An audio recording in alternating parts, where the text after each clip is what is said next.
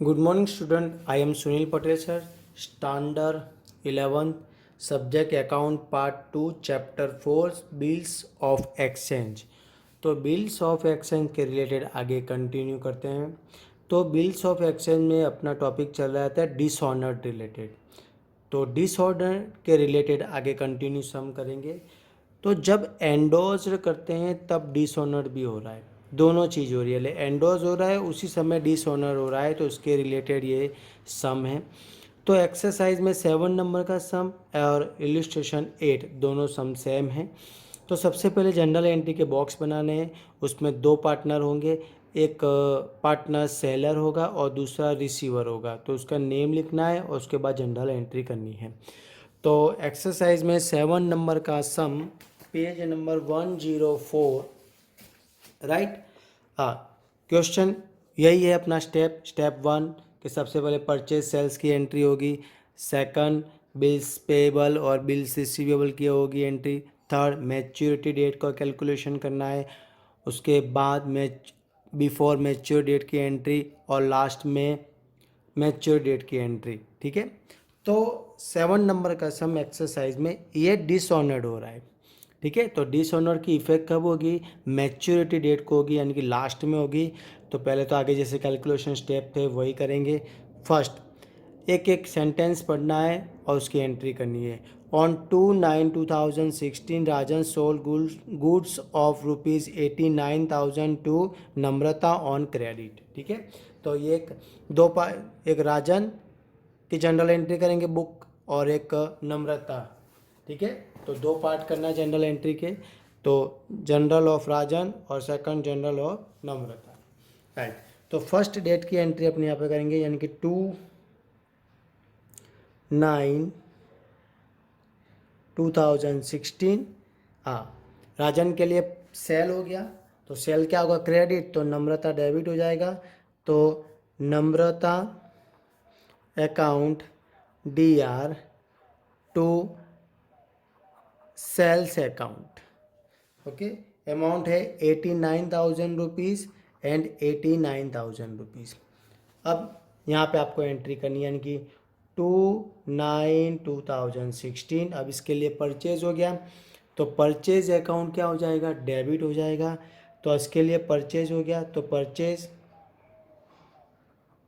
Account DR तो सामने वाला पर्सन यानी कि राजन अकाउंट क्रेडिट, राइट। तो purchase account debit to Rajan account 89,000 rupees and 89,000 rupees. ठीक है। अब आगे कंटिन्यू करते हैं। Second entry bills receiver bills payable के। अब आगे कंटिन्यू पढ़ना है। On 4/9/2016 Rajan draw a 3 month bills of ₹89,000 of Namrata which Namrata accepted and return. यानी कि ये सेकंड एंट्री किसकी होगी? बिल्स रिसीवेबल की और बिल्स पेबल की। तो यहाँ पर डेट है, कौन सी सा डेट है इसमें? 4/9/2016। अब राजन के लिए बिल्स रिसीवेबल हो गया, तो बिल्स रिसीवेबल अकाउंट DR तो सामने वाला पर्सन यानी कि Namrata account amount is 89,000 rupees and 89,000 rupees. चलो, अब इसके लिए 4/9/2016।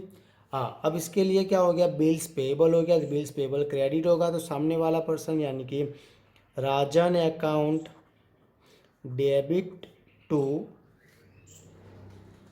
Bills payable account 89,000 rupees and 89,000 rupees. Okay. अब आगे कंटिन्यू करते हैं। अब मैच्योरिटी डेट का कैलकुलेशन आपको करना है। तो मैच्योरिटी डेट इसके लिए आपको 3 मंथ कहा गया है। तो जो बिल्स रिसीवेबल की डेट है उसमें 3 मंथ आपको ऐड करना है। ठीक है। तो आप जैसे ही 3 मंथ ऐड करोगे तो मैच्योरिटी डेट आपको मिल जाएगी। 4/9/2016 है।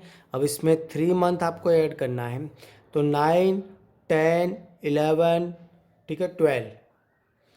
तो 4/12/2016 और 3 डे आपको एक्स्ट्रा ऐड करना है तो 7/12/2016 ये आपकी मैच्योरिटी डेट हो गई जो आपको यहाँ पे लिखनी है।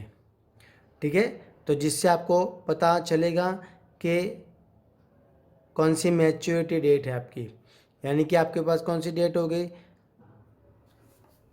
7/12/2016, राइट।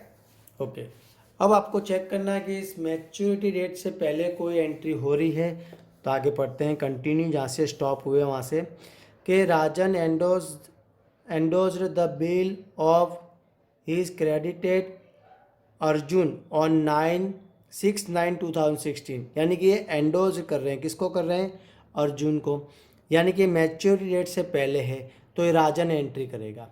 तो राजन के बुक में एंट्री होगी और नम्रता के बुक में एंट्रीज की नहीं होगी।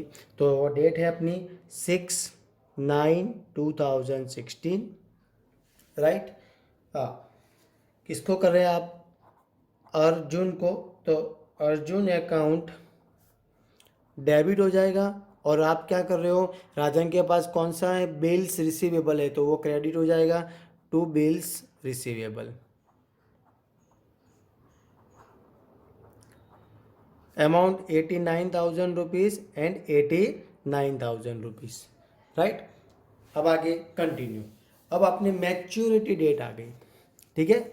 अब आपका कौन सी इफेक्ट है, मैच्योरिटी। और मैच्योरिटी डेट को क्या हो रहा है, the bills was dishonored on the maturity date and Arjun paid noting charges of rupees 4,400, right, necessary general entry, right। हाँ, अब मैच्योरिटी डेट को एंट्री करनी है, यानी कि मैच्योरिटी डेट को सबसे पहले आप नम्रता के अकाउंट में एंट्री करेंगे।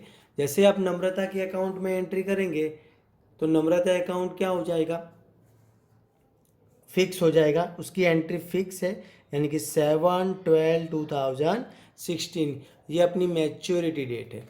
ओके, अब जब मैच्योरिटी डेट को आपको एंट्री करनी है तो आपको क्या करना है, अपोजिट करना है, क्योंकि ये डिसऑनर हो गया तो उसके लिए जो ऊपर एंट्री थी वो अपोजिट हो जाएगी और नोटिंग चार्जेस आपको ऐड करना है तो वो क्या हो जाएगा, डेबिट हो जाएगा।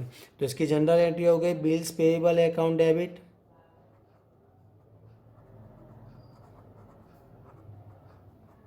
नोटिंग चार्जेस है तो नोटिंग चार्जेस अकाउंट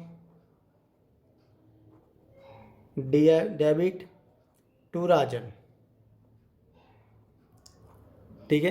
हाँ, अब अमाउंट किस तरह की लिखनी है बेटा, नोटिंग यानी कि बिल पेएबल में आएगा 89,000 रुपीज़, नोटिंग चार्जेस 440 और दोनों का टोटल करके राजन में 89,440 रुपीज़ होगा, राइट। हाँ, अब आपको सेलर के अकाउंट में आपको एंट्री करनी है डिसऑनर की।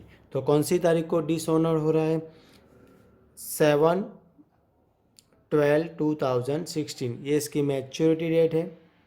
हाँ, अब इस जब सेलर के अकाउंट में जब एंट्री करनी है तो मैच्योर डेट के डिसऑनर की एंट्री इस तरीके से की जाती है कि सामने वाला जो पर्सन है राजन के लिए वो डेबिट होगा। सामने वाला पर्सन कौन है, नम्रता, तो नम्रता अकाउंट डेबिट हो जाएगा और जो एंट्री कर रहे हैं उसके ऊपर जो एंट्री आपने की है उसमें जो डेबिट है वो क्रेडिट हो जाएगा, यानी कि अर्जुन, तो टू अर्जुन अकाउंट,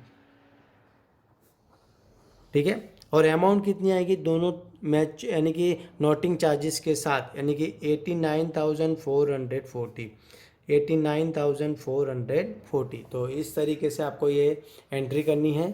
तो इसके रिलेटेड ये सम नंबर 7 जो अभी कैलकुलेशन किया, सेम इसके रिलेटेड एक्स इलस्ट्रेशन में 8 नंबर का सम है।